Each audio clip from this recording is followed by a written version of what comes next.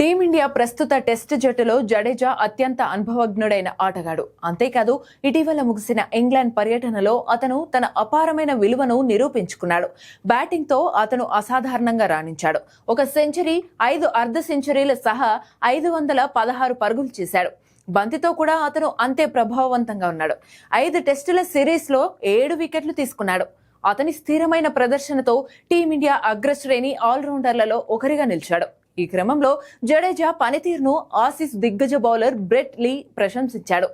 ఇక బ్రెట్ లీ రవీంద్ర జడేజా గురించి మాట్లాడుతూ, జడేజా యొక్క అవిశ్రాంత శక్తి అలాగే నైపుణ్యం అసాధారణమైనది.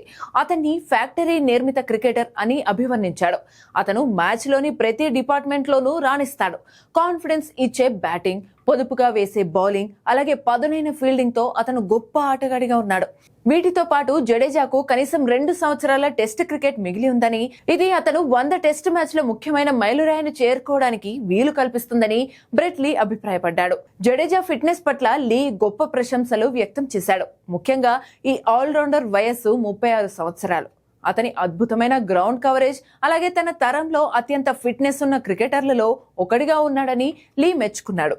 ఈ అసాధారణ ఫిట్నెస్ వల్లే జడేజా మ్యాచ్ సమయంలో కీలకమైన క్షణాల్లో ముందుకు సాగుతాడని చెప్పుకొచ్చాడు.